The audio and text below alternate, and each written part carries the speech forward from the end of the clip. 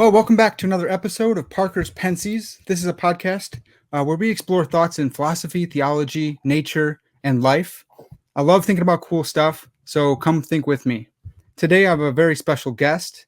I have with me Dr. James Anderson. He serves at Reformed Theological Seminary, Charlotte, where he's the Carl W. McMurray Professor of Theology and Philosophy, as well as the Academic Dean for RTS Global in New York. And Dr. Anderson is an ordained minister in the Associate Reformed Presbyterian Church. He specializes in philosophical theology, religious epistemology, and Christian apologetics. His doctoral thesis at the University of Edinburgh explored the paradoxical nature of certain Christian doctrines and the implications for the rationality of the Christian faith. His research and writing has also focused on the presuppositionalism of Cornelius Van Til, who you'll notice is our background today, and particularly Van Til's advocacy of the transcendental argument, which will be the primary focus of our conversation today. Dr. Anderson, thanks so much for coming on the podcast. Thanks for having me, Parker. Yeah, so I first learned about you and your work through the Dividing Line with James White, and he was going over your article. I think it's called "The Fallible God of Molinism." Is that right? Yeah, that's right. Yeah, that was a blog post from a number of years ago. That's right. Mm-hmm. Yeah, so I first got introduced to you maybe back in 2014, and then I've just been consuming everything you put out since then.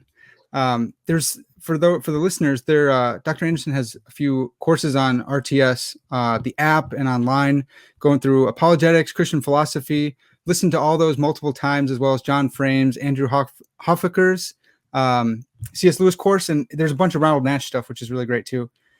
But while I benefited from your blogs and your online presence, I've also benefited from your books. So I want to just hawk a couple of those. So we got this one right here. What's Your Worldview? This has been huge for my ministry with Athletes in Action. When I was in Puerto Rico, we taught an apologetics class, and we used this book to teach. We ended up giving out like 30 of them to our students. So that was great. Another one, Why Should I Believe Christianity?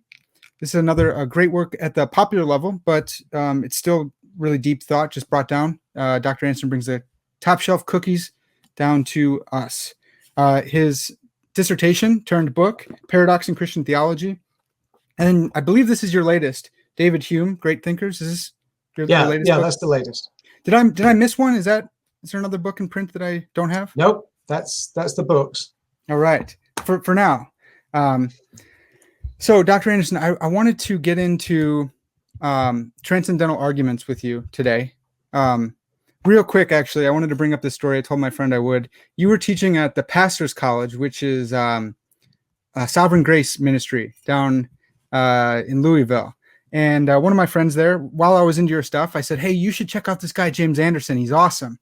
And he goes, I actually know James Anderson. He taught an apologetics course for me. My buddy's name is Jared.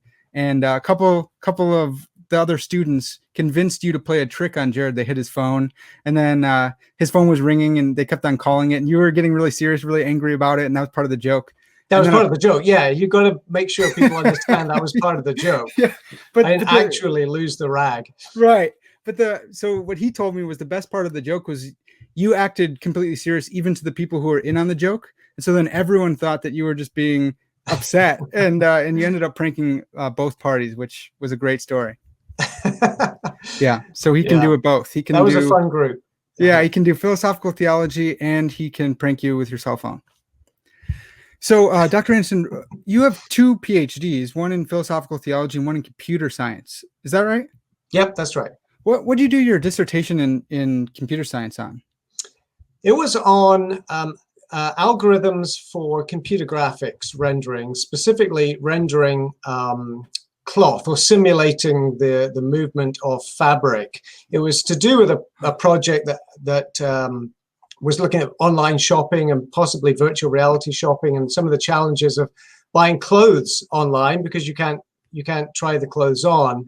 So I was working on some software that would allow you to create a virtual mannequin of yourself with your bodily dimensions and bodily shape, and you could try on clothes virtually. And the problem was that that sort of computer simulation, at least going back now, this was in the mid-90s, was very computation intensive, and you couldn't do it in real time on a average, PC that people would own.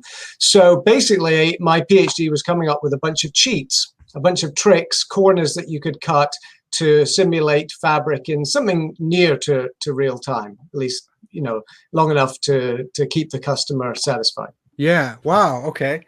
And then your other PhD was in paradox in Christian theology. Did that computer science help you within your analytic philosophy at all, or not really? Not directly, but indirectly, in that if you have a background in computing, then you're very used to thinking things in logical, systematic terms. So I guess you would say I'm very left-brained. I think that's right. Left brain, right brain. Left brain is the sort of analytical, systematic, so that way that I'm wired to think, trying to break things down into logical categories in a very systematic, analytical way, helped me when it came to the topic of paradox. For example, when you're faced with theological paradox, what are your options? Well, maybe we can divide the field of options into various categories and then evaluate each of those categories systematically. And that way you feel like you've covered the range of options. And there were other ways in which logic and making distinctions came into that philosophical theological work. Yeah. Well, so I think that's interesting too, because a lot of times in theology, we think of the analytic philosophers as the logic choppers, and they're chopping everything down and they're trying to destroy our mystery. You actually used logic and analytic philosophy in your analytic theology to preserve mystery and to preserve some paradox. So real quick, for the listeners who are uninitiated, what is philosophical theology? Philosophical theology is an approach to theology. So theology broadly is the study of God and the things of God. So, any Christian doctrine in principle falls under theology.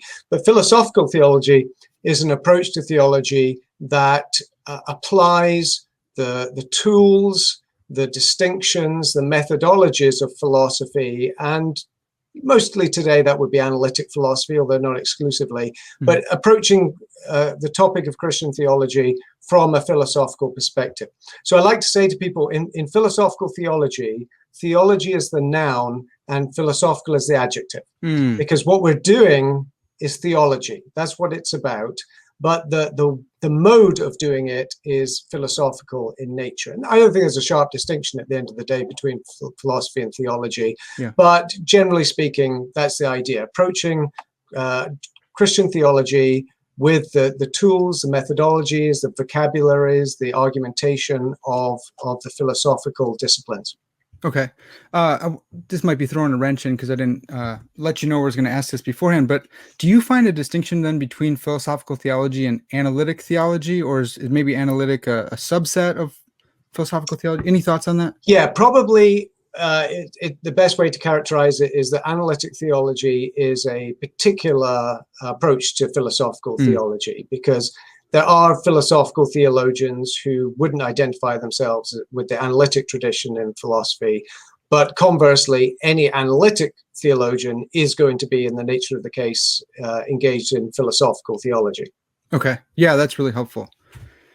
All right. Well, I wanted to then jump right into transcendental arguments. This is something that is huge for me. I love it. I started reading Van Til back in 2013, then discovered your work and John Frame and Bahnsen and the whole gang. I listened through your apologetics and your philosophy lectures a lot, so much so that I actually I got a tattoo of something I heard in your class. It says, "I think, therefore, it's eche, or I am," and which is Van Til's, a way that you've characterized Van Til's apologetic methodology. If I'm able to think, then the great I am exists. So sorry if that shocks you to see your words on my arm. Well, you told me you were a Christian, and now you're telling me you've got a tattoo. That's right. And I'm responsible for it. Yeah, it's your fault, man. Wow. Led me astray. No, that's very cool. So I wanted to just ask, just right up front, how do you define transcendental arguments? Transcendental arguments in general, or In general. transcendental, right? Yeah. So transcendental argument in general is basically an anti-skeptical argument that tries to take something, whatever the skeptic is doubting, and to argue that that thing that the skeptic is doubting is in fact presupposed in some non-trivial sense by something that the skeptic is himself engaged in, usually some mental or cognitive activity. So what a transcendental argument tries to do is to show that the skeptic is involved in a performative self-contradiction. Yeah. That is, the thing that they are denying, they are tacitly relying on in order to express their doubts, to have their doubts, or some sort of intellectual activity that is involved in their doubting. Okay, so it's sometimes called a retorsive argument, but the basic idea, as I say, is to show that the skeptic has to necessarily presuppose the very thing that he is doubting or denying. I love that you use that word. You're maybe the only other person I've heard use a retorsive language. I learned that in a transcendental arguments book on moral theory. And to retorsive means to turn back, like retort. So yeah, it's turning back on the person. So it's like, I've heard it explained a lot this way, that it's as if someone says, if someone were in a debate arguing against the existence of air, they're using air in order to make their argument. And so that performance of them using air is self-defeating. It's showing that what they're arguing for, even if it's really logical and sounds good, can't be the case. Is that right? Yeah, that's a great analogy. I'm not sure. I know that Greg Bahnsen used that analogy. I'm not sure if it originated with him.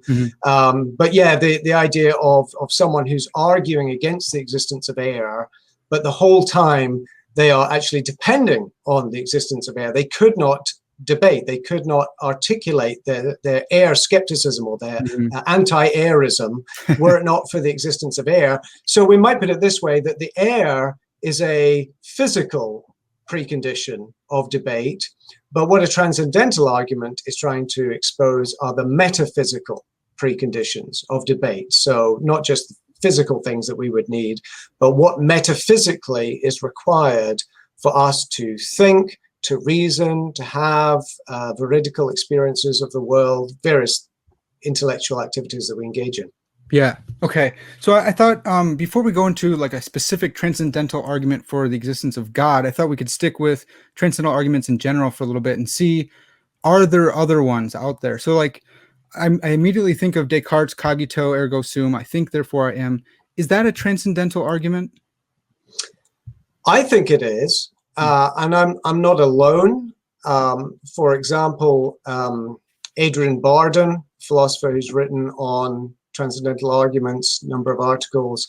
In his, he actually has an entry in the Internet Encyclopedia of Philosophy. He wrote the entry on transcendental arguments, and he makes a comment almost in passing, although he's making an important point as he makes it, that Descartes' cogito ergo sum can be interpreted as a transcendental argument, because what it is doing is it is seeking to show that the person who doubts their own existence is presupposing that their existence is a necessary condition of their performing the action of doubting their existence. So when you put it in those terms, you can see that it's an anti-skeptical argument specifically targeted at self-skepticism. I don't think there are many people out there who literally doubt their own existence, and that Descartes wasn't really trying to address that problem per se,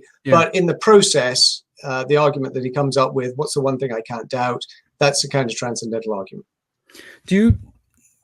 I love that. I agree with you, and probably because I've listened to your stuff so much, but it's become popular in a lot of apologetic circles to say it's a dumb argument, because all you can really prove is that there's thinking going on. And I know this has been a popular critique of Descartes' cogito for a while.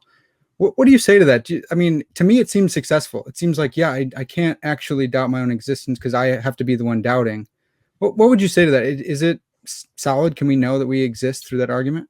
Well, yeah, because the proposition that's being doubted is I exist. And so in order to doubt that I exist, there has to be a referent of I, okay? Yeah. The I has to be fixed, and there has to be one doing the doubting. And so in order to doubt that I exist, someone must exist to have that thought, and the person who exists to have that thought has to be the I. Otherwise, you don't have it. The doubt itself is logically incoherent. So no, I don't think it's enough to say that thinking is going on. If the target proposition is I exist, and skepticism is being targeted at that I exist proposition, then in order to doubt it, there has to be an I who is thinking that to fix the referent. Yeah, I really like that. I think I just read Richard Swinburne came out with a new book, Are We Bodies or Souls? And I think in there he tackles this by saying that thinking is a property and there's no just free-floating properties. And so I'm the substance to which the property of thinking belongs. Yeah. Is that close to what you're saying, or? Yeah, what I'm saying is that, well, two things. One is that all thinking requires a thinker. Okay, I don't think there can be. I don't think it's coherent to have mental content without a mind, and a mind is going to be a center of consciousness, going to be a subject of thought. But I'm also saying that the moment you formulate the proposition, I exist, if that's going to be a coherent proposition towards which doubt is being expressed, the I in that proposition, I exist, has to have a referent, has to refer to something. And it refers, of course, to the person who is thinking or conceiving of the proposition, I exist. So I don't think I need to go as far as Swinburne does in order to make that point. But he, I mean, in the book that you just mentioned, he's basically defending a kind of Cartesian dualism. Yeah, that's right. And I think it's, I think Augustine may have made this point better when he was arguing against the academicians when they became skeptics to Plato's chagrin. I'm sure he was rolling in his grave. Oh yeah. And and he says, they say, well, maybe you can doubt that you exist. And he goes, si fal or sum, if I'm wrong, if I'm incorrect, then I still exist because I'm the one who is incorrect. Yeah. And then I think Descartes may have just grabbed that and took it for his own without citing the footnote. Yeah. Yeah. Or another way to put it is that Augustine is engaged in a negative transcendental argument, whereas Descartes is engaged in a positive one, where it's actually drawing some positive metaphysical conclusions about not just the existence, but the nature of the I. Yes, that's great. And that's a great transition because I want to talk about positive and negative TAs. I first learned about this distinction from your lecture, and it was really helpful because I saw a lot of these different people, Robert Stern, and is it Rob? Yeah, Stern, and all these different guys talking about transcendental arguments, but they were talking about different ones. They're talking about deductive and retorsive, but your language, it's probably not original to you, but at least I heard it from you first. Positive and negative was so helpful for me. So can you just go in a little bit into depth on a positive versus a negative transcendental argument? Sure, I'll try, and I don't think that distinction is original to me, but I can't also recall where I got it from. It's one of those things that, when you read the literature, you pick up certain ideas, you can't remember the exact source. But the way I understand the distinction between a negative transcendental argument and a positive transcendental argument is a negative one is basically refuting a skeptical position or refuting an opponent's position. So suppose an opponent holds some metaphysical thesis M, and we want to refute M. So what we argue is that if M were actually the case, then the holder of M would not be able to articulate that position, or would not be able to conceive of it, or to make a logical argument for it. In other words, we're targeting an opponent's position. So that position is then subject to a transcendental critique, arguing that position would undermine the possibility of rational thought altogether, or at least some aspect of rational thought that the opponent is relying on. So it's not making a positive argument for your own position. It's attempting to refute someone else's position. Okay. Mm-hmm. Now, the positive transcendental argument would be, here's my position. Let's call it M, some metaphysical claim, because transcendental arguments, I think, at least the most interesting ones, are really concerned with some sort of metaphysical claim about the nature of us or the nature of reality. That would be in distinction to like an epistemological one, which just says what we have to think about. We're talking about metaphysically what actually exists. Yeah, but even the epistemological ones have some metaphysical content to them. So I don't think there's a sharp distinction there, because even what we would call concept directed or belief directed transcendental arguments, still the belief is metaphysical. It's about some state of affairs. But anyway, so the positive transcendental argument is putting forward positive reasons to hold your position. Let's call it M again. Suppose my position is M, some metaphysical claim. With a positive transcendental argument, I'm going to argue, if you deny M or if you doubt M, then you are denying the necessary preconditions of your doubt. That is, in order to doubt M, you actually need to presuppose M at some deeper level. So you're making a positive argument for your position. Now, I think that's somewhat helpful distinction. It isn't a clean-cut distinction, because arguably any negative transcendental argument could be restated as a positive transcendental argument. So if someone else's position is, again, I'll just call it M, if your opponent's position is M, and that's a metaphysical claim, a negative transcendental argument is actually a positive transcendental argument for not M. And not M is also going to be some metaphysical claim. It may be a very broad metaphysical claim, but just to put some flesh on the bones, suppose that the opponent is a materialist. Okay, so the materialist says that everything that exists is material in nature, however you want to define material, but fundamental physical particles or something like that. And suppose I argue, well, if materialism is true, and this is going to be a negative transcendental argument, if materialism is true, then there are no such things as beliefs, because beliefs are mental entities and not material entities. And so if there are no such things as beliefs, then there's no such thing as a belief in materialism, in which case you can't be a materialist after all. Yeah. So in order to be a materialist, I'm arguing you have to actually reject your position of materialism. Now, that was negative. That was attacking a materialist position. Mm-hmm. But then what the effect of that is to, you could say, is a positive transcendental argument for non-materialism. But of course, there are many versions of non-materialism. There could be dualism, there could be idealism, there's a whole panoply.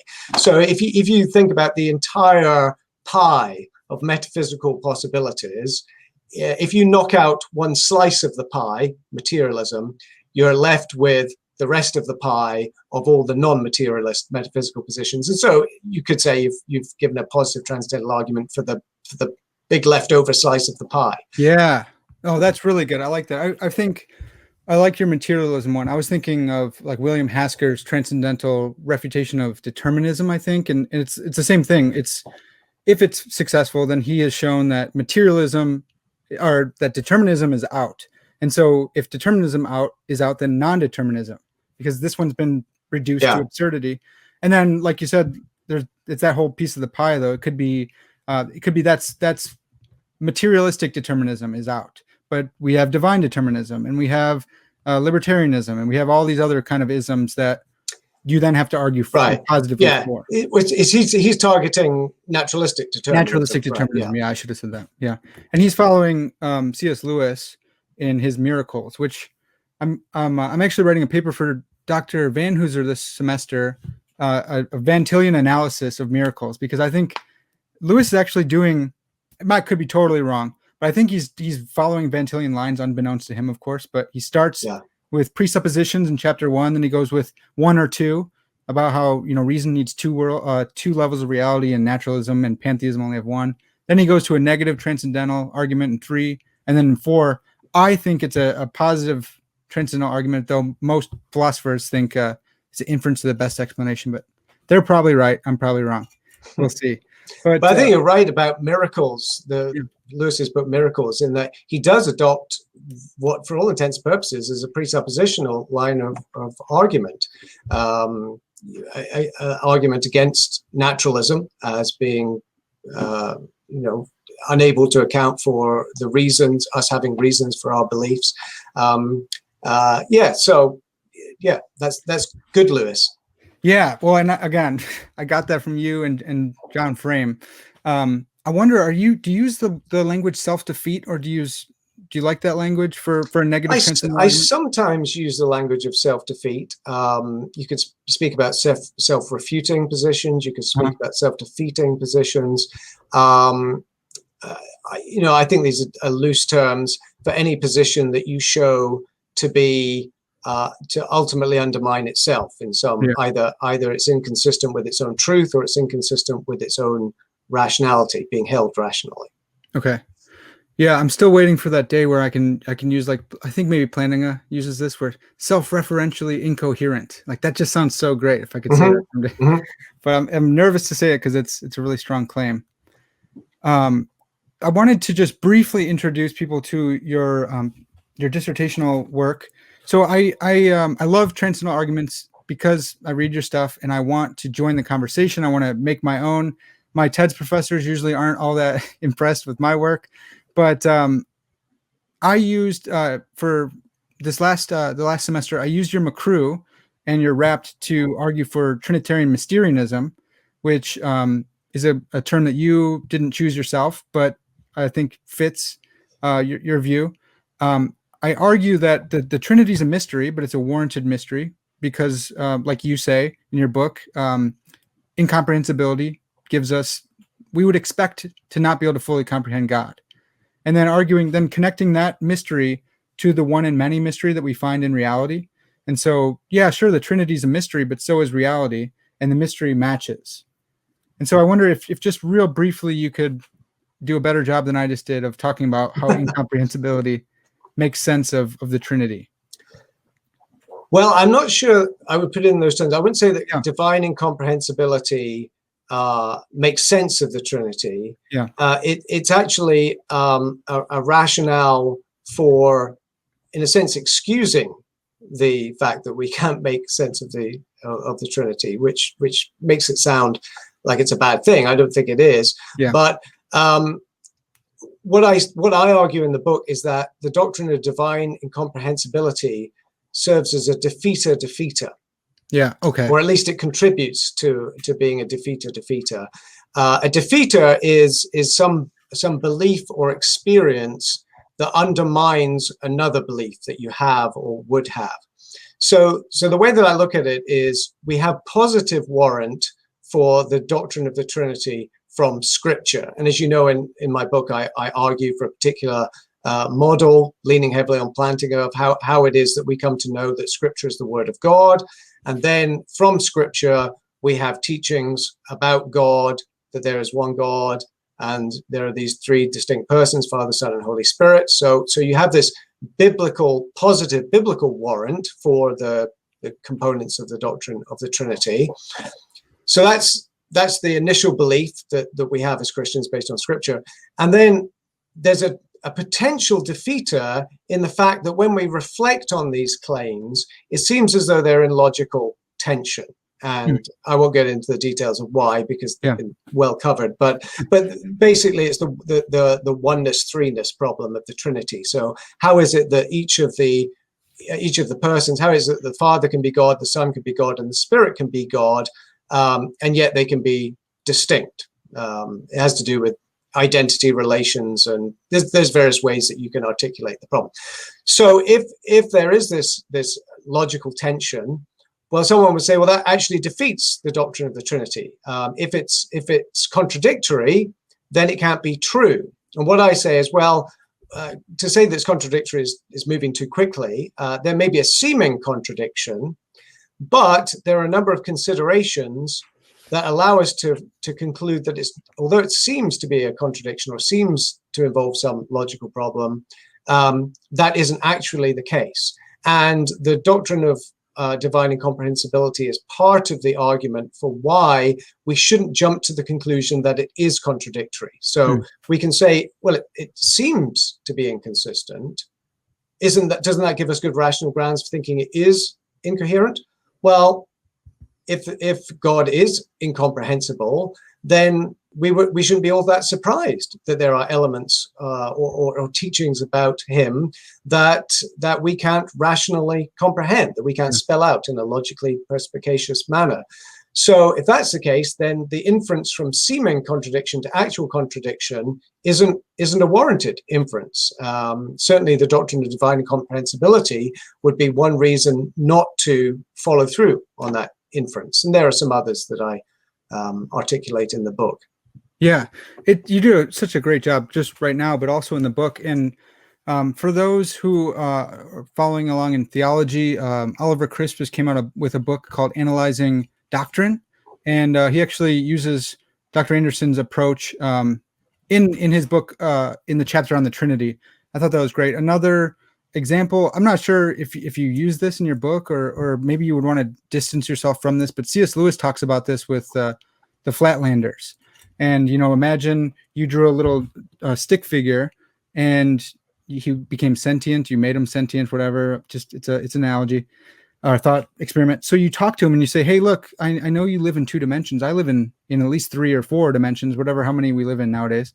I know it's so hard for you to understand because you don't have depth in your world, but I have depth in my world. So you're going to just have to trust me on this one. It makes sense that you wouldn't be able to understand because you don't live in 3 dimensions, but I do. I know it's not a perfect analogy there, but would you ever use that? I think it's a very helpful analogy. It's one that I used in the book very briefly. Yeah. I used the analogy of exactly that, of the 2 dimensions and the 3 dimensions. So the example I used was, we can conceive of a cone. Okay, so that's right. An ice cream cone as a 3-dimensional object. Mm-hmm. Now, if you look at a cone from a 2-dimensional perspective, from the side, it looks like a triangle. Yeah. From the underneath or from above, it looks like a circle. Okay, if you're looking at it at different 2-dimensional planes. So if there were a creature, a flatlander, who lived in 2 dimensions and could only conceive of 2-dimensional objects, and this flatlander received a revelation from outside of Flatland that there is this object that is at once circular and triangular. Mm-hmm. To him, that's going to seem contradictory. How could something both be a circle and a triangle? That's obviously contradictory or incoherent. Yeah. But of course, he doesn't have cognitive access to the 3rd dimension. He is, because of his limitations, he can only think 2-dimensionally. He literally cannot conceive of a 3-dimensional object that is both circular and triangular, namely a cone. But of course, that doesn't mean that there couldn't be a cone.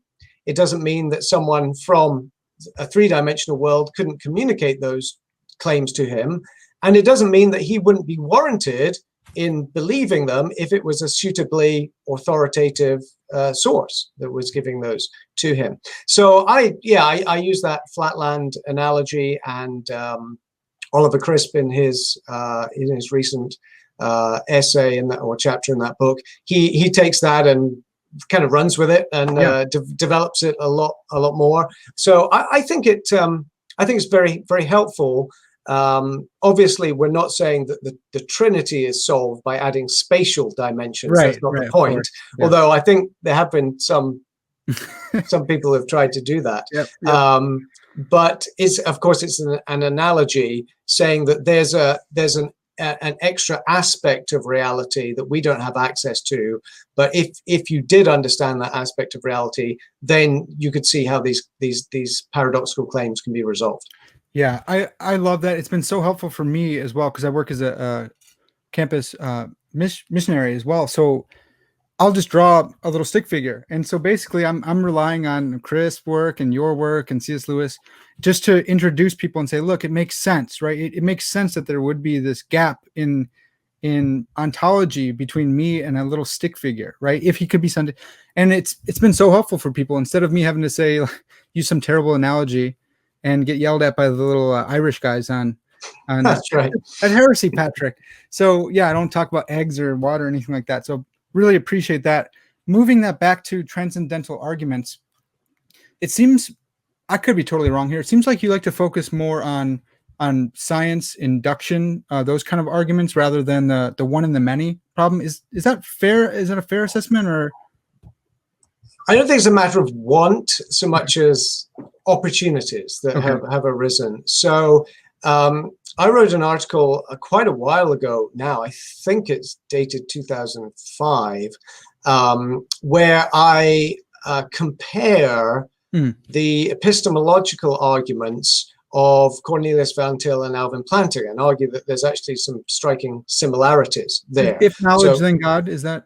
If knowledge, then God. Yeah, that's right. Love that one. So I tried to explain Van Til's conception of a transcendental argument and also some of the ways in which he at least sketched out that transcendental argument. And one of the things I observed in that is that even Van Til himself doesn't have one version of the transcendental argument. Yeah. He speaks of it in the singular, like it's one argument, but actually when he puts some flesh on the bones of that, he's actually looking at different aspects. Like there's an argument from induction.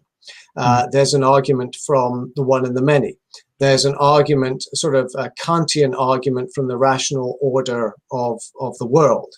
And then Plantinga has his own batch of arguments that are epistemological in the sense that they're arguing that the existence of God, or at least the falsity of naturalism, but in some cases the existence of God, is a metaphysical precondition of knowledge or rationality or something along those lines.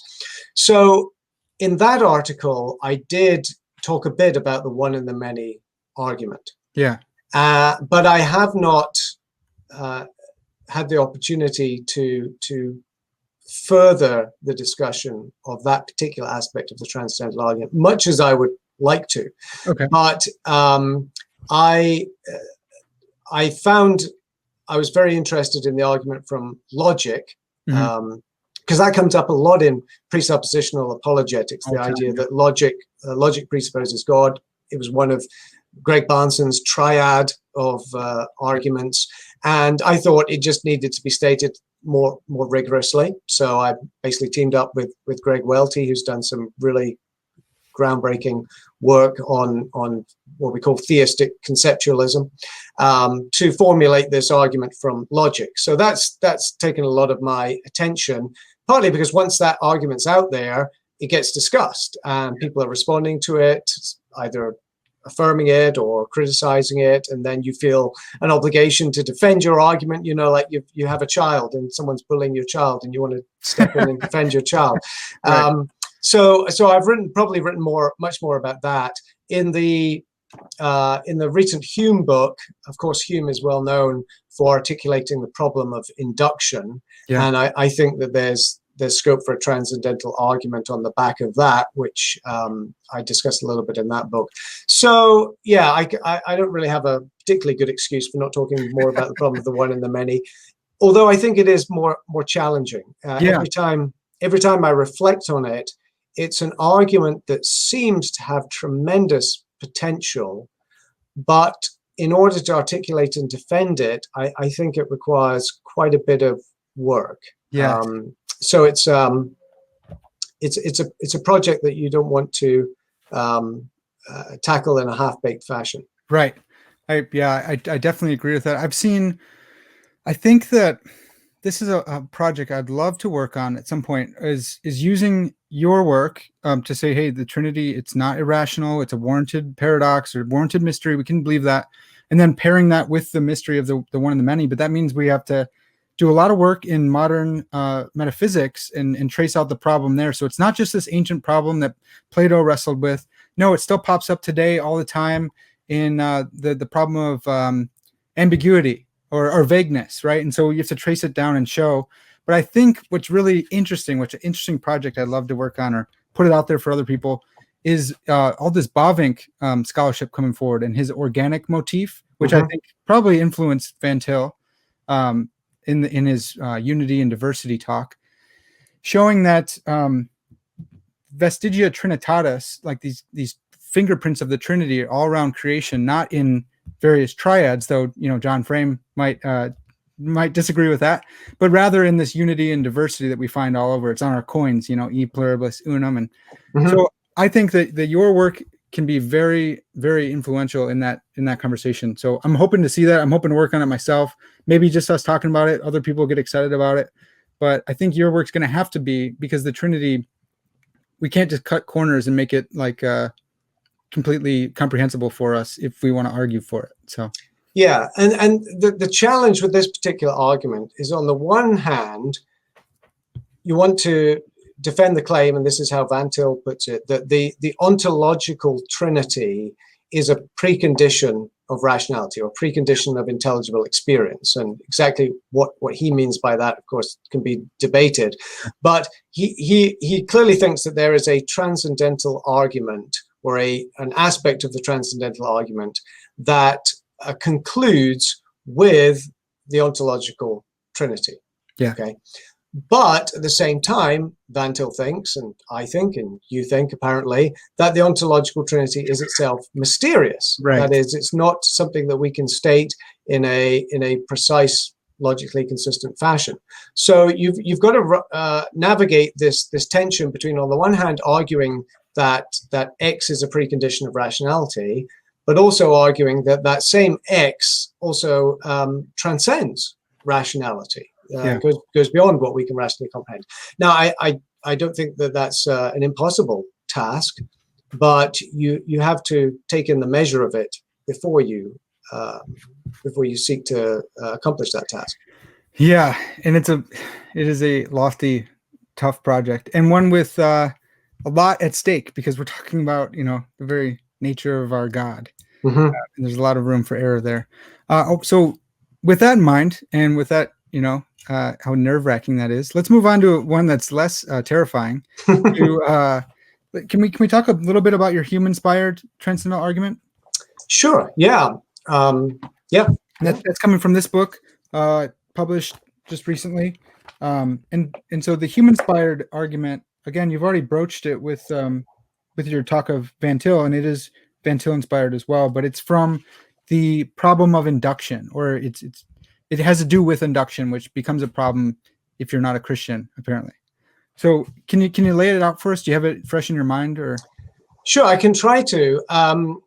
The problem of induction is simply the problem of explaining why our inductive inferences are warranted, or why they are reliable or truth directed. Because an inductive inference is where you take a series of observations that are always past observations and extrapolate them to the future. So you draw a general conclusion from particular observations. So you say, I saw that apples fall downward on Monday, on Tuesday, on Wednesday, on Thursday. Now it's Friday. So am I warranted in believing that apples will fall downwards on Saturday and Sunday? Okay, that's simple inductive inference. And arguably many of the laws of physics, if we know that there are laws of physics, and we know what those laws are, they're based on inductive inferences from empirical observations.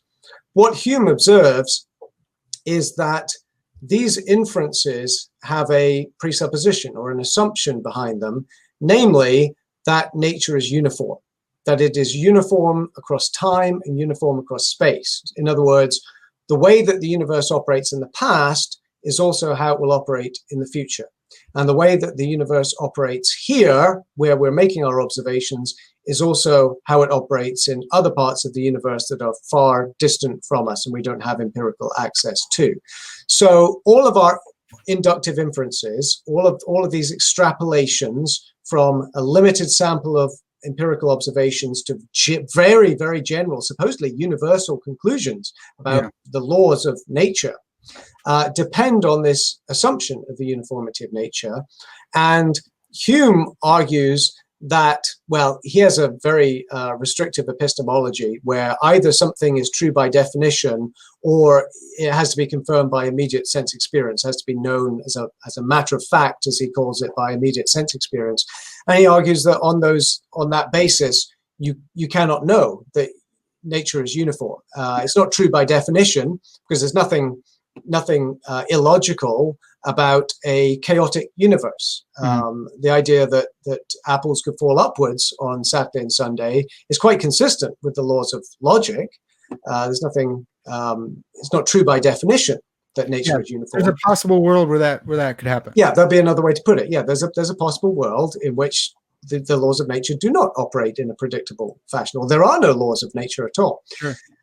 The other option for Hume is to know that by experience, and without getting into the details of his argument, what he says in effect is that you cannot know it by experience. It's not the sort of thing that you could know on an empirical basis, because any argument for the uniformity of nature on the basis of experience will actually be an inductive argument.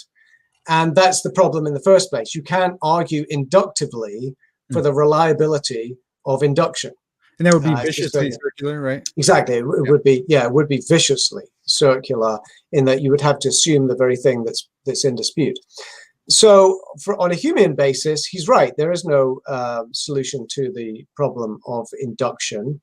And cutting a long debate short, what you really need is some sort of a priori knowledge of the uniformity of nature, what Kant called a synthetic a priori. So synthetic a priori is a sort of factual truth, a truth about the world, not just a truth about logic or truth about ideas, but a factual, we might say metaphysical truth about the world that can also be known apart from sense experience, or prior to sense experience. It has to be a synthetic a priori. And that raises the whole problem of how creatures like us, finite creatures like us, could have synthetic a priori knowledge of any kind, but particularly synthetic a priori knowledge of universal truths about the universe. A truth that applies to every single time, point in time, moment in time, and point in space, the uniformity of nature, which is what is required.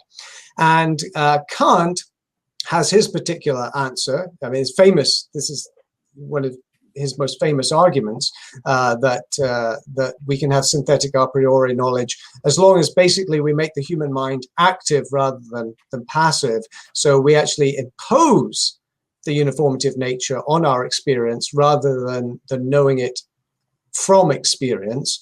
So this is Kant's Copernican revolution, that it's actually the order, the laws of nature are imposed by the structures of our mind on our experience, and that's what makes nature uniform, in effect. The problem with that, again, cut a long story short, is that it's an anti-realist position that I think reduces to relativism, because then the order that I impose on my experience isn't necessarily the order that you impose or anyone else imposes on experience. You need some guarantee that the way that I am ordering my experiences is the same as everyone else is ordering our experiences.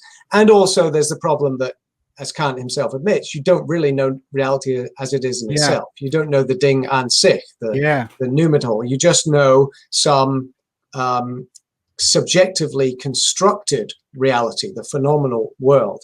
And what I point out in the book, and it's a relatively brief argument, but I think it's headed in the right direction, is that both Kant and Van Til are trying to answer the question, or at least one way to understand Van Til's approach is, how do we answer that question of synthetic a priori knowledge?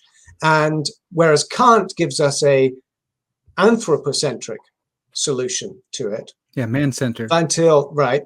Van Til gives us a theocentric solution, where God is both the author of the uniformity of nature, God being the creator of all things, is the one who imposes order upon the world, but also God being the creator of us, creatures created in his image to think his thoughts after him, has given us minds with rational structures or conceptual scheme that maps onto that order.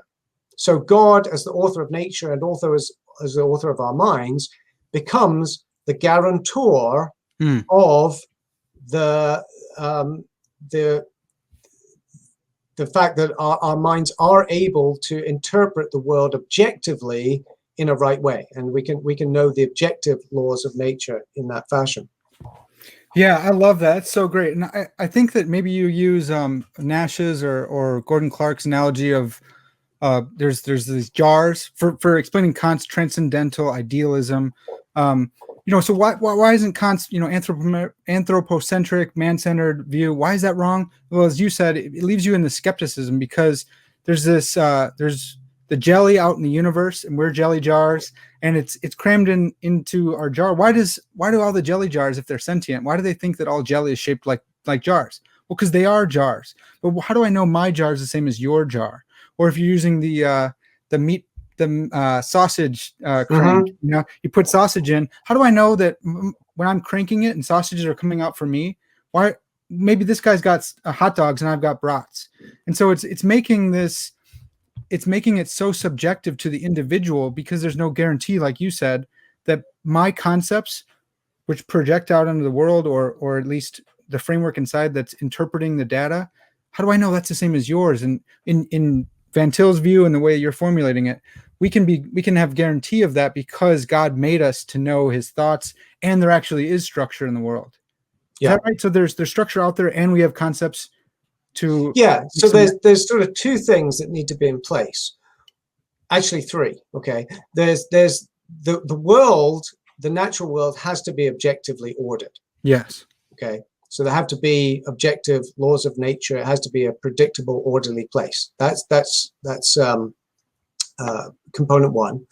Component two is that our minds need to be fitted toward that order. In other words, there needs to be a fit or a correspondence between the concepts that we use and the order that there is in the world. This is the synthetic a priori knowledge that we have. It's sort of what jump starts our empirical knowledge or our inductive reasoning about the world.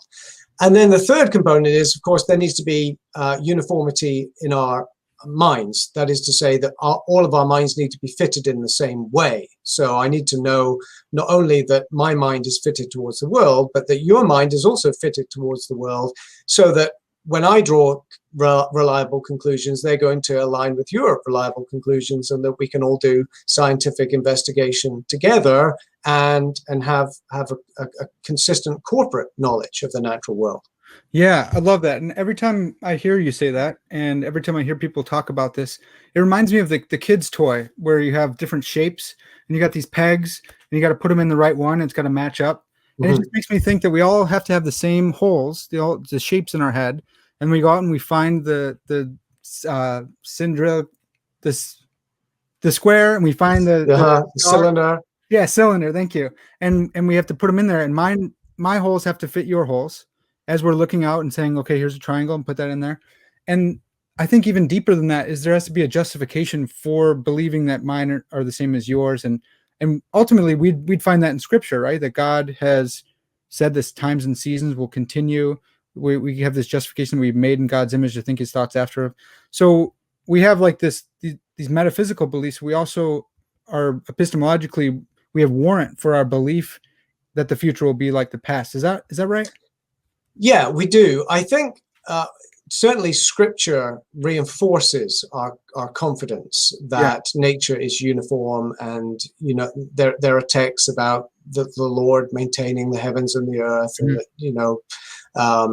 but I would suggest that you don't need special revelation for that, or at least not in a direct way.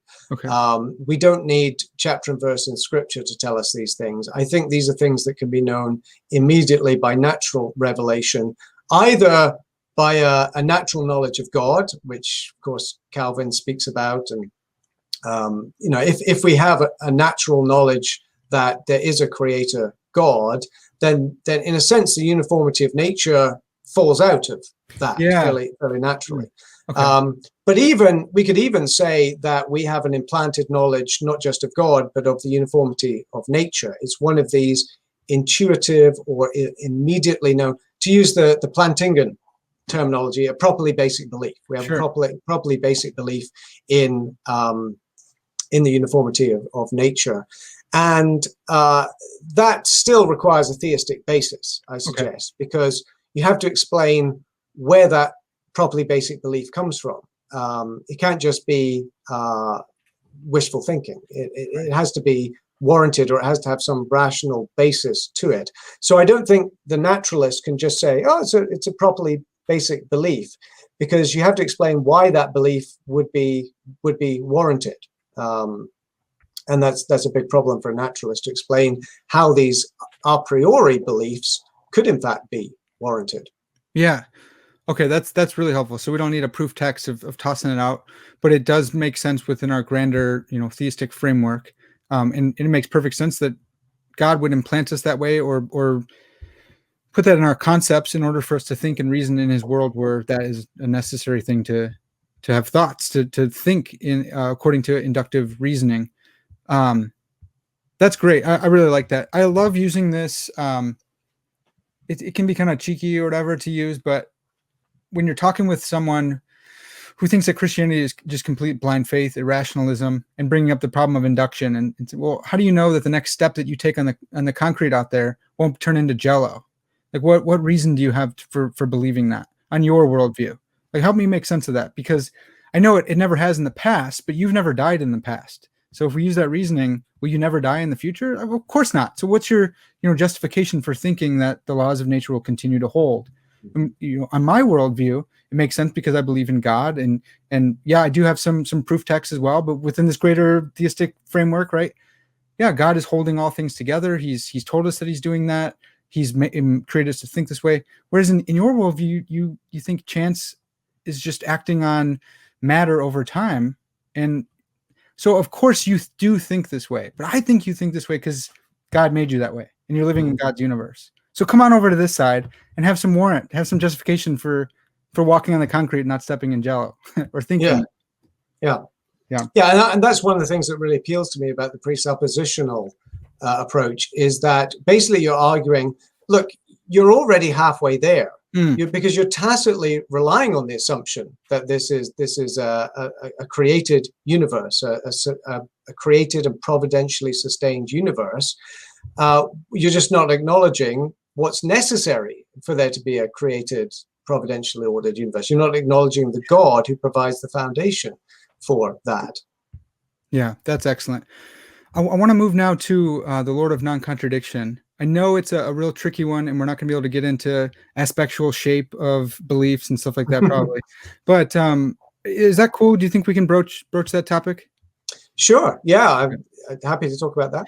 So I wanted to start first and foremost with Aristotle, and because I think that's maybe the first TA ever, and I want to get your thoughts on that. But Aristotle argues indirectly for the law of non-contradiction, because he says, look, I can't make a direct argument for non-contradiction because any argument I give would presuppose non-contradiction insofar as my words mean what they mean and not the opposite of what they mean. And so it's not a direct proof. I'm not doing premise to premise, but I'm saying it's necessary for our belief, so it exists. It's necessary for this conversation at all, so it exists. Do you see that as a TA, and do you think it's a good TA if it is? I think it fits the profile of a TA, in that Aristotle is suggesting you can't argue for the law of non-contradiction from more foundational beliefs. In other words, you can't say, here's something even more sure than the law of non-contradiction, and I can deduce the law of non-contradiction from that, because Aristotle recognizes that this is one of the basic laws of logic. If it is an axiom, then it's as close to an axiom or a fundamental rule of logic as anything could be. But instead, he says, well, let's suppose you deny it. In order to deny it, then you're tacitly assuming it, because if you reject the law of non-contradiction, then you're accepting that thinking can be inconsistent. And so you could say that any conclusion is both true and false.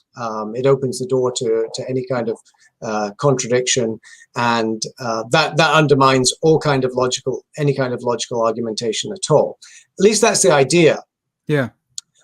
I'm not convinced that it actually succeeds, because I think that modern work in logic Oh has no, you can talk about shown, fuzzy logic and stuff like that.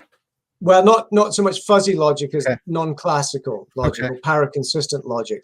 I think it has been shown that you can come up with pretty serviceable systems of logic that don't require the law of non-contradiction. It doesn't mean that anything goes. Okay. There's this idea that if you deny the law of non-contradiction, then anything goes. The Actually, all it does is Yeah. it means that you're accepting some contradictions. It doesn't mean that you have to accept every contradiction. It only takes one true contradiction to reject the law of non-contradiction, or at least you have to qualify it. You have to sort of pare it down and say it only applies to certain cases. Now, I am not advocating. I'm not advocating for non-classical logics. I am saying that they need to be taken more seriously. They can't be very easily refuted. Yeah. Okay. But I don't think that's a problem for the argument from logic that we're about to discuss, because actually you don't need the law of non-contradiction, or at least you don't need an unqualified version of the law of non-contradiction to run the argument. You can run it from really any law of logic that anyone accepts, or indeed any necessary truth that a person is willing to accept. But for the purposes of the way Dr. Welty and I developed the argument, we started with the classical laws of logic because most people are happy to do that. Most people are willing to accept the law of non-contradiction, the law of identity, the law of excluded middle. If they don't, okay, well, that just lengthens the discussion a bit, but we can still end up at the same point. Yeah, I think that's a really smart choice on your guys' point, like kind of hedging your bets just in case, and say, look, yeah, it doesn't, the non-contradiction doesn't have to be a retorsive starting point for everyone. Just whatever you think logic is, take your favorite law of it and let's start there. Yeah. So are you able to give a brief sketch? I know it's like a pretty tricky argument, but I can definitely give a brief sketch. Okay. What I can't do is give the full defense of every step in the argument. But the argument okay, you guys got to go and check out his blog. You have to go check it out. Go find, it's called The Lord of Non-Contradiction. It's in Philosophy Christi, and it's on his blog. Go look at the Lord, or go look at If Knowledge Then God. Look at all the stuff that we've mentioned, because it's really hard to talk about all of it on a podcast. So he's not going to be defending in the comment section his argument. He already has defended it, and he's going to, again, hopefully, Lord willing, soon. But so this is a brief sketch for everyone. Okay. It's just a taster. This is, like when you go to Costco and they give you a little sample of something because they want you to buy the full product. That's what we're doing here. Excellent. So here's the taster. Here's the sample. Start with any law of logic. A law of logic is a truth. Okay, there are many things that are true, but a law of logic is a proposition that we take to be true. So take the law of non-contradiction. The law of non-contradiction says that no proposition is both true and false. Okay, that law itself is a proposition. It's stated in a propositional form, and propositions can be true and false. So we would say that the law of non-contradiction is itself a truth. It's a true proposition. What is more, excuse me, someone's trying to phone me here. What is more, it's a necessary truth. That is, it's not just true, it has to be true. It's true in, we would say, every possible world. Okay, so the laws of logic are propositions that are true necessarily, true in every possible world. Now, the next step is to argue that propositions are actual entities. They really exist, and we give a number of reasons why you should think that propositions exist. One reason is simply that they can be the objects of statements. So I say I believe that no proposition can be both true and false. I hope that it will be sunny tomorrow. So there are a number of verbs of thought or mental attitudes that take propositions as their objects, and that in itself presupposes that the propositions are real objects of thought. Also, you can argue from property attribution. So to say that a proposition is true you're saying that something has a property. A proposition has the property of being true. Well, something can only have a property if it exists. A proposition can only be true if a proposition is actually a thing that can bear property. Just as the ball can't be red unless the ball exists, likewise, a proposition can't be true unless the proposition exists. So we've got necessarily true propositions and propositions that exist, they're real entities. The next step is to argue that if a proposition is necessarily true, it must exist necessarily. That is, if a proposition is true in every possible world, then it exists in every possible world. It is a necessarily existent thing. Okay, so the laws of logic, if they exist necessarily. So we've got to the point where we're arguing that the laws of logic are necessarily existent propositions. The next step is to argue that propositions are mental entities. They're not physical things. They're not contingent things. They're not concrete things like physical objects. They are mental because basically what we argue is they have a special feature known as intentionality. Intentionality is what we roughly call aboutness. So our thoughts are about certain things. So our thoughts, if I think that Paris is beautiful in the spring, that thought is about something, namely Paris. It's directed towards something. And this is a distinctive feature, arguably the defining feature of thoughts, beliefs, hopes. They have this property of intentionality, which propositions have. So propositions have this feature that is distinctive of mentality. In other words, what we have here is an argument that propositions are actually thoughts. Fundamentally, propositions are mental entities. They can't be physical things. They're best understood as some sort of mental entity. But here's the rub. They can't be our thoughts, because we've argued that the laws of logic, at least, are necessarily existent propositions. And no human thought, indeed no creaturely thought, could exist necessarily, because human beings don't exist necessarily. No finite minds exist necessarily. So if there are necessarily existent thoughts, there must be a necessarily existent mind. There must be a mind that exists in every possible world. And once you get to that point, you're basically at theism. I mean, there are a few moves that you can make to try and avoid the theistic conclusion. But once you've granted that there is a necessarily existent mind, you've certainly stepped well away from the realm of naturalism or anything else that denies that there is some ultimate transcendent mind that ultimately grounds all truths. That's what we're arguing, in effect. And so, is that it? That's yeah. I probably said too much. It was supposed to be short and sweet. No, but that was great. That was great.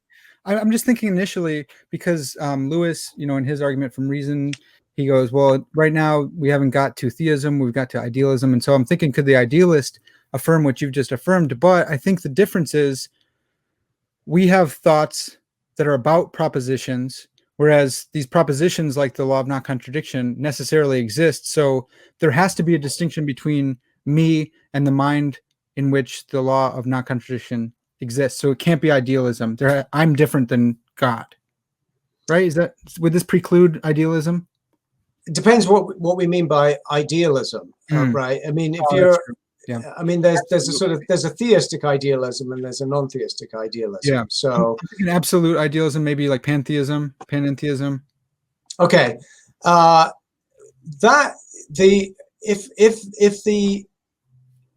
if absolute idealism is not a form of personalism, that is, God is not conceived as a personal being, then I don't know what sense it makes to say that this being has thoughts that are directed towards certain things. I mean, I don't know anything that has a mind that thinks about things that isn't also personal in nature. Yeah, thoughts presuppose thinkers, right? Right, thoughts presuppose thinkers, and thoughts, I would argue, are intrinsically first person. That is to say, a thought is always a thought of someone, some person. This is certainly true of experiences. So when we talk about experience, we're talking about some first-person perspective, some subjective phenomenon. And I think the same is true of thoughts, that a thought is always a thought of a person. And that would be true of these necessarily existent thoughts that we've argued for. Okay. And then a question that I don't know how to answer. I think you've answered this. I think you and Welty have addressed this question, but I was talking with Paul Gould the other day, and he loves your argument. He affirms it and he uses it in his own courses. He teaches it and stuff like that, which is awesome. But he thinks that it would commit you to denying simplicity. And I don't think that you and Dr. Welty deny simplicity. Maybe you do, or maybe you have to qualify it, because he thinks that now you have composition in the mind, or in the being of God, because he has thoughts that necessarily exist. What do you think about that? I think a lot of things. The first thing I think is I do not want to deny divine simplicity. Okay, right. So I see myself as someone who is committed to divine simplicity for fundamentally theological reasons. That is to say, I think that divine simplicity follows from divine aseity, from self-sufficiency. So I think there are good theological grounds for holding to divine simplicity. I will also add, though, that there are different versions of divine simplicity. Some are, let's say, more modest than others. Some make stronger claims than others. The Thomistic version is particularly austere. I mean, it's a very strong doctrine of divine simplicity, and it may well be right, but I don't think it's fair to say that if someone holds to divine simplicity, they have to hold to the full Thomist package. At least that's going to be a secondary argument. Now, to the question of whether our argument raises problems for divine simplicity, the argument is, well, if propositions are divine thoughts, well, there are a multiplicity of propositions. There's the proposition that Caesar crossed the Rubicon. There's a proposition that it's going to rain tomorrow. There's proposition 2 + 2 = 4. We got all these distinct propositions. If these are divine thoughts, then there must be a real distinction between these thoughts, these divine thoughts, or there must be a real multiplicity of divine thoughts.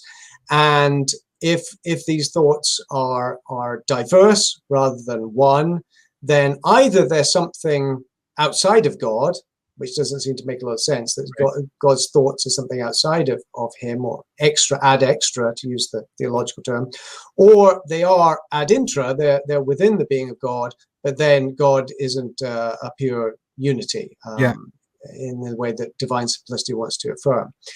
I think there are a number of moves that one can make here, and here's one suggestion. So defenders of divine simplicity have already addressed the question of divine actions.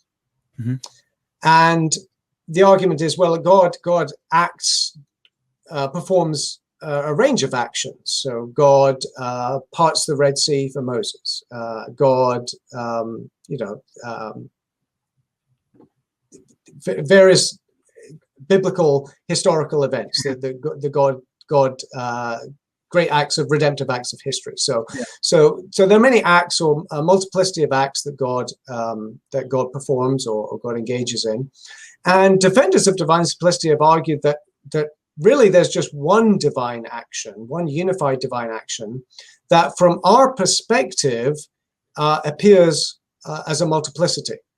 That is, that when we talk about divine actions, we're actually talking about different aspects of one super act, as it were, one super unified divine action. So God just performs one action, but that one action, as it were, contains in itself all of these, what we refer to as distinct actions. A very loose analogy would be a prism applied to white light. So you have a beam of white light, it passes through a prism, and we see a multiplicity of colors. Yep. It's rather as though God's act, eternal act, is this pure whiteness, Okay, but we in our creaturely position are looking through the prism and we see a diversity of actions, and we make distinctions between God did this and God did that. But from God's standpoint, as it were, ad intra, or God in himself, there is this one unified divine act. Okay, so we laid some foundation, because the next step is to argue that divine thoughts are just mental actions. Okay, one way to think about thoughts is to think about them as acts of a mind, things a mind does. So thoughts aren't objects per se; they are actually actions. They're acts. So if we say that propositions are divine thoughts, then what we're really saying is that they're divine mental acts, God's acts of thought. And if acts in general, if God's acts in general aren't a problem for divine simplicity, then this particular category of divine actions shouldn't be either. So that's one way to approach it. Another way to make the same argument is to argue that Dr. Edward Fazer is a Thomist, accepts divine simplicity, and also offers a version of our argument in one of his books. Ergo, it must be consistent with divine simplicity. Argument ad Fazerum. And that's on the strong, austere simplicity. Now, of course, this is tongue in cheek, because maybe Fazer's wrong too. Maybe he's got a problem he doesn't realize. But I think it counts for something. Yeah, that's good. Something I've been thinking about. I don't know if you guys have addressed this or not, and maybe I'm wrong here, but it seems to me like, okay, so the law of non-contradiction is a divine thought. It like resides. It's not a part, like you just explained, but it's grounded in the mind of God. That's fair to say, right? It's grounded in the mind of God. Yeah. Okay. So it's a truth bearer, but would you say that God's self-consistent nature is the truth maker, which makes that truth bearer true? Or do you think just because it's necessarily true, it doesn't need a truth maker? It's an interesting question. So our argument doesn't focus on the truth maker aspect. Right. So our argument is just focusing on the truth bearer itself, the proposition and the nature of the truth bearers. I'm certainly inclined toward the view that every truth requires a truth maker of some kind. Okay. At least that's my default stance, unless there are good arguments for some particular truth not having a truth maker. But in the case of the laws of logic, then yes, I would say the truth maker is God, specifically that aspect of God that we would call rational order or rational consistency. And there's a little bit of circularity there, because it's as though we're saying the truth maker of logic is God's logical nature. Right. I'm just not sure that there's a way around that. In the same way that God's, let's say, take an analogy, moral truths. So there's a moral argument that God is the ground of moral truths or moral norms, moral principles. So God is let's say that God is the truth maker for, let's say, the moral principle, you shall not steal. What aspect of God are we appealing to there? We're appealing to God's moral goodness, or we could maybe appeal to certain other divine attributes, maybe a combination of God's benevolence, God's wisdom, and so forth. But there comes a point where you sort of hit explanatory rock bottom, and there's nothing deeper to be said than God is the truth maker for this necessary principle, whether it's a necessary principle of logic or a necessary principle of morality. Yeah, I love that. I think I want to bring up the truth maker, because I think it's consistent with Van Til's concerns in Intro to ST about, God's nature is the grounding of this. And I think if we do this move, then I know Dr. Welty likes to, in his book, or in his chapter in Beyond the Control of God, he likes this inconsistent triad that, like, laws of logic depend on God, but they also don't depend on God, because it's not like he could make things contradictory. But I like the truth maker aspect, because it's not that the law of non-contradiction just exists in his mind, or is his thought? It's a thought because it's consistent with his nature. And like you said, yeah, once we get that deep at the ground level, it's kind of like, okay. But I think just a semantic, I want to be consistent with Van Til's concerns there, which I think you guys are. And so ultimately, how this fleshes out is so great, because if it's a sound argument, that means that anytime you reason, anytime you use the law of non-contradiction, or fill in the blank logical truth, then you are at least tacitly presupposing the metaphysical existence of God. Is that right? Yeah, that's right. You might not be consciously doing it, Yep. but as a point of, as it were, philosophical necessity or metaphysical necessity, you are. Yeah. Rather like if someone's reasoning inductively, they are presupposing the uniformity of nature, even if they've never heard of Hume, they've never thought about the uniformity of nature, they don't have a conception of the uniformity of nature. They're tacitly relying on that assumption. In other words, if that assumption were not the case, or if to put it more strongly, if metaphysically speaking, the universe were not uniform, then they would not be able to engage in that inductive reasoning. And we're saying something structurally parallel to that regarding our use of the laws of logic. Yeah, I love that. And a big part of apologetics is getting them to see what they're tacitly forced to presuppose, and hey, just recognize it. Come on over to this side where you can freely recognize that. Or even better, just look down at your feet and see what you've been standing on the whole time. Yes. And I love Van Til brings up he talks about a diving board, and he's like, yeah, if you look down, okay, you're on a diving board, it's this proximate starting point, but look back and you see this diving board's connected to a rock or connected to the pool. And C.S. Lewis, of course, he also talks about lily pads and says, look at the lily pad. You can infer that there's a stem going down and there's a rock bottom that the roots are touching. So just do it. Look down. Come on over to this side. Real quick, this is super periphery, but it's just a question I've had when thinking about realism and stuff like that. We talked about properties, and in my head, I think like Bilbo Baggins has properties, but he doesn't exist.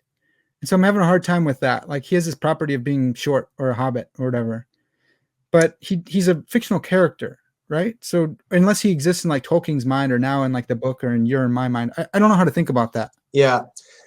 So the whole topic of fictional objects is a difficult one. I mean, there's a lot of philosophical debate over whether, obviously the statement Bilbo Baggins is short is grammatically parallel to my 7-year-old son is short. So there, well, not for his age, I mean, compared to the rest of us. If the statement "my son is short" presupposes the existence of my son, why doesn't Bilbo Baggins is short presuppose the existence of Bilbo Baggins? I think the best solution to that is to recognize that the truth maker for a claim about Bilbo Baggins has to do with it's a truth claim about a fictional world. That is to say that when we make these predications, they're either relative to a frame of reference, a factual frame of reference, the real world, or they are made relative to basically a possible world, but it's a possible world that has been picked out by an author, a creator. In this case, J.R.R. Tolkien. J.R.R. Tolkien has actually picked out a particular possible world and described it in considerable detail. That doesn't mean that he just discovered the Lord of the Rings and can't take credit for it. Of course, there's a great deal of artistic skill, literary skill in painting a picture of that world for the rest of us. But in essence, what he's done is he's made a claim about a possible being, Bilbo Baggins, in a possible world, and it's true in that world. And so when you evaluate the truth claim, you are implicitly framing it in terms of that fictional world, that possible world that we call Middle Earth, or whatever the world is in which these stories are set. Now, you can't make the same move, maybe to anticipate a question here, you can't make the same move regarding the laws of logic. Because we've argued, well, if a proposition is true, then the proposition has to exist. The laws of logic are not like Bilbo Baggins, to put not too fine a point on it, in that the Bilbo Baggins really is fictional, and J.R.R. Tolkien invented truths about Bilbo Baggins, or at least invented the story, was the creator of the story that makes those truths true for us. But no one invented a story about the laws of logic. Yeah. And if they did, then we could just come up with another story and another set of truths. And logic isn't like that. It's the same with mathematics. That's why I reject a fictionalist account of mathematics, because I think 2 + 2 = 4 is a truth that is mind independent, it's language independent, it is what it is, regardless of what anyone thinks about it or any fictional schemes we might come up with. It is more real than a fictional story would be, or the objects in a fictional story. I don't know if that's where you wanted to go with that, but I went with it anyway. That's exactly what I was thinking, because that's just a live question for me. I do really like that, and I'm so glad you anticipated the laws of logic in that one too. We got to let you go here pretty soon, but I wanted to ask one or two more. Everyone online will kill me if I don't ask about this, but I wanted to ask about world-directed versus conceptual TAs. And I know this is a whole bag of worms and stuff like that, but this is really what people want to hear about. They do. Everyone wants to talk about it. And they wouldn't let me off the hook, because I talk about it a lot because of Stroud, and he keeps me up at night. But does your argument with Welty, your co-authored argument, does it escape the bifurcation between world-directed and conceptual TAs that Stroud brings up? This could require a long answer, and I'm going to assume that your listeners, or at least the people interested in this question, are familiar with Stroud's objection to transcendental arguments, or at least world-directed transcendental arguments that seek to prove that something is true or that something is the case. And basically Stroud says, well, maybe it's enough for it to appear to be the case, or it's enough for us to believe that it's the case, not that it's actually true. What's interesting is that there seem to be some transcendental arguments that do evade that. And I made reference earlier to an article by Adrian Barden, which says that Descartes' argument fits the profile of a transcendental argument, but also it seems to evade the dilemma that Stroud poses between verificationism and idealism. So Stroud says, if you want a world-directed TA, then either you're going to have to embrace some kind of verificationist principle, which means that you don't need a TA in the first place, because the verificationist principle will do the work for you, or you have to embrace some kind of idealism that collapses the distinction between appearance and reality. And that's just the sort of thing we're trying to avoid, or at least not many people really want to be idealists in that way. But it seems as though Descartes' argument doesn't require a verificationist principle, nor does it commit you to idealism. Now, it's of course a very, very modest argument, proving your own existence. Right. It doesn't but it maybe illustrates the principle that this is an objection that applies to all TAs. Now, take our argument for logic. Dr. Anderson, can I jump in real quick just for a clarification for people? So, so Stroud is arguing in this conceptual versus world-directed that, look, the proponents of transcendental arguments want to prove that something about the world, something directed at the world. But what he's saying is, I think why doesn't it just prove something about the way you think? Like, we go back to Kant's transcendental idealism. It doesn't get to the thing in itself. It doesn't get you to the tree, the Ding an sich of the tree. It gets you to your thoughts about the tree. So maybe this transcendental argument for God just proves that we have to think there is a God, but not that there actually is a God. And so if some kind of verification thing that you can verify God apart from the TA, who needs a TA? Or you have to collapse this distinction and say, what my concepts project onto the world is the world. The world just is my projection of thought, and that doesn't seem very good either. So that's where we're at with Stroud, and then Dr. Anderson's going to explain his argument and whether it evades it or not. Yeah, no, that's a great way to put it. It really depends. It hangs on whether you think you can prove some mind-independent truth or mind-independent reality. So the world-directed transcendental argument aims to show that there's some mind-independent reality, at least independent of human minds, for sure. Whereas the more modest just says, well, it just shows that we have to think a certain way. So to take our argument for God from logic, you start with the premise that there are laws of logic. You reflect on the nature of the laws of logic. You follow the argument through, and the conclusion of the argument is that God exists. The conclusion of the argument is not that you have to believe that God exists, or that you have to think that God exists, or that you have to have the idea of God. So on the face of it, our argument, if it's a sound argument, then it is showing that if there are laws of logic, then God exists. Now, I don't think that, I'm not sure how a Stroudian objection would apply to that. Unless you're going to really say something like, well, one of the moves in the argument, it seems to be true, but it isn't really true. So maybe there's some link in the argument where you're relying on some insight or intuition, maybe a modal intuition about the laws of logic, and that's assuming that these modal intuitions are actually veridical, that they actually apply to the way things really are, just as opposed to the way we think about them.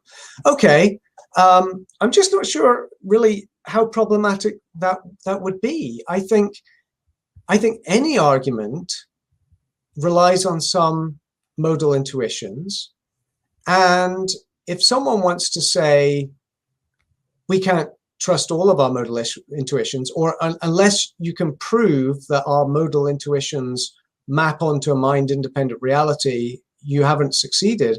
I'm going to say, I'm sorry, that's a ridiculously hard bar for any argument, and that's just such an extreme form of skepticism that we can't even have a conversation now. Someone who is going to question any kind of logical or bimodal intuitions, just so people are clear. I mean, intuitions about what is necessary, what is possible, what are entailments, logical entailments or metaphysical entailments.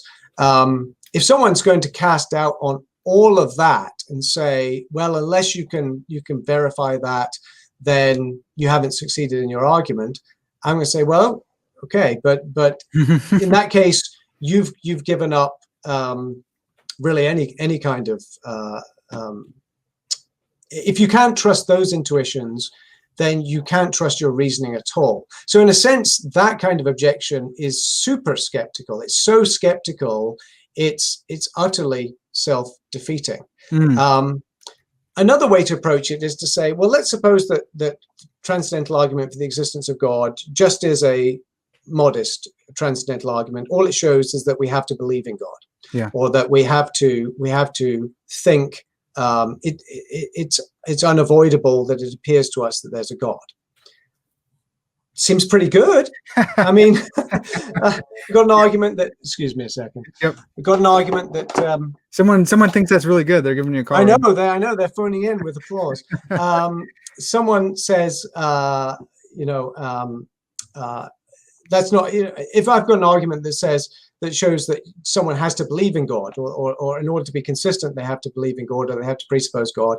I think that's a pretty good argument. That doesn't mean it's not worth continuing to see if you can get around the Stroudian objection. Yeah. But I still think that's a pretty good deal. Yeah, Greg Bonson would say, speak into the mic. I have to admit that God exists. Come speak into the mic. Yeah. I'm getting calls here that I think are kind of urgent, so I better. I think we'll need to wrap up. Thank you so much for all your time, Dr. Anderson. Okay, sorry to cut it short. No worries. Appreciate it. All right. Yep. God bless. All right. Well, Dr. Anderson had to take an urgent call, but we're so grateful for all the time that he gave us. For a lot of you guys thinking right now, this argument seems really tough. This argument from the law of non-contradiction and all this stuff going on, I really, really suggest that you get Why Should I Believe in Christianity? In one of these chapters, chapter 3 or 4, God is there. Dr. Anderson goes over an argument from reason in layman's terms, which won't satisfy every philosopher, but that's why him and Dr. Welty wrote the really in-depth article called The Lord of Non-Contradiction. So he's written it at a popular level. He's written it for philosophers. I suggest you really check that stuff out ASAP. Go and follow his Twitter. Go and read his articles at Prognosco, or just type in James Anderson analogical thoughts into Google, and it'll bring you right to his site. He's got lots of different articles that he's published in journals, lots of popular level arguments. They've been very, very beneficial for me, and most of my papers that I write here at Trinity have some kind of influence from some blog posts that I read from him. So that's going to have to be it, guys. We covered a lot of stuff today. We could cover more. Lord willing, Dr. Anderson will come back on the podcast sometime soon. But that's going to have to do it for today. So, as always, all glory